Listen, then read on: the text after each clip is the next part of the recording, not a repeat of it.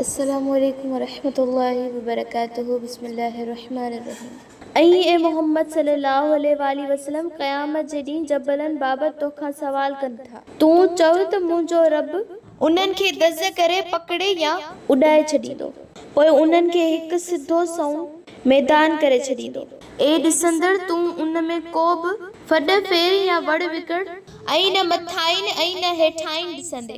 उन ॾींहुं सभु माण्हू हिकु सॾींदड़ जे सॾ जे पुठियां लॻंदा, जंहिं में का ॾिंगाई न हूंदी, यानी सभु माण्हू सिधा सवां उन जे पुठियां हलिया ईंदा ऐं कंहिंजी मजाल आहे जो थोरी बि अकड़ ॾेखारे ऐं समूरा आवाज़ रहमान जे रोब ऐं दबदबे आॾो झका थियल यानी दबियल हूंदा।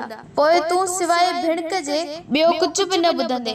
उन ॾींहुं कंहिंजी का बि सिफारिश को बि फ़ाइदो न ॾींदी सिवाय उन जे जंहिंखे रहमान इजाज़त ॾिनी, यानी जंहिंखां हू राज़ी ऐं ख़ुशि थियो ऐं जंहिंजो ॻाल्हाइण पसंदि कयाईं। अहिड़नि अहले शिफ़ाअतनि खे हू अॻु में ई ॼाणे थो ऐं हू इहो बि ॼाणे थो जेकी संदसि अॻियां आहे ऐं जेकी संदसि पुठियां आहे, ऐं उहो संदसि इल्म सां हुन यानी अल्लाह खे घेरे या अहातो करे नथा सघनि। ऐं उन ॾींहुं सदाई ज़िंदा ऐं सारी काइनात खे क़ाइमु रखंदड़ अल्लाह जे आॾो सभु पेशानियूं झुकियल हूंदियूं ऐं बेशक उहो नामुराद हूंदो जंहिं ज़ुल्म यानी अल्लाह सां शिरक जो बार खयो हूंदो ऐं जेको चङा कम करे ईंदो ऐं हू मोमिन बि हूंदो त उनखे न कंहिं ज़ुल्म ऐं न कंहिं हक़ तलफ़ीअ जो ख़ौफ़ हूंदो ऐं न उन जी का बेक़दरी कई वेंदी।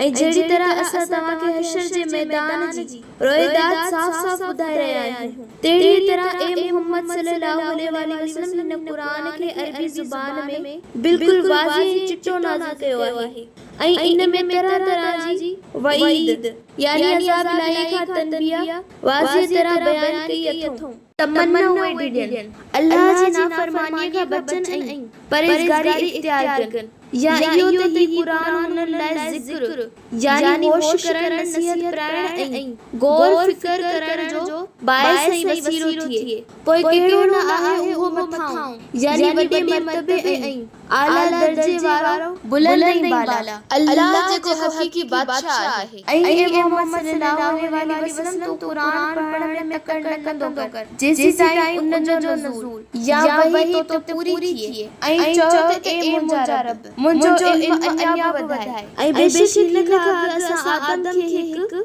हुकुम या ताकीद कयो हो ऐं उन खां हिकु अंजाम या अहद बि वरितो हुयोसीं, पर हुन इहो विसारियो ऐं असां मंझि अज़म या पको इरादो न ॾिठो